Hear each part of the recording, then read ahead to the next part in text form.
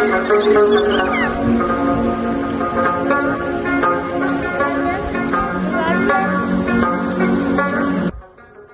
علیکم ناظرین، آپ کیسے؟ امید کرتا ہوں خیر خیریت سے ہوں گے۔ ناظرین، آج عید کا دوسرا دن ہے۔ ابھی میں اپنے گاؤں جا رہا ہوں بجموری، تو اور آپ کو جو ویو منظر وہ میں آپ کو دکھاتا ہوں۔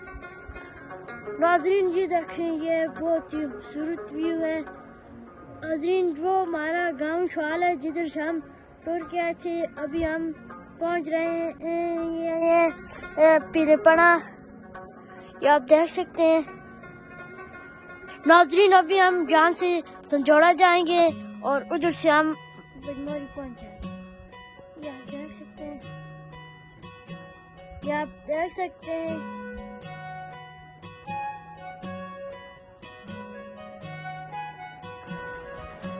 ناظرین یہ پانی آتا ہے لاڑی بجموری خنگیری سے، اور یہ اس نالے سے ہو کر شوال مزولہ دریا میں جاتا ہے، یہ آپ دیکھ سکتے ہیں۔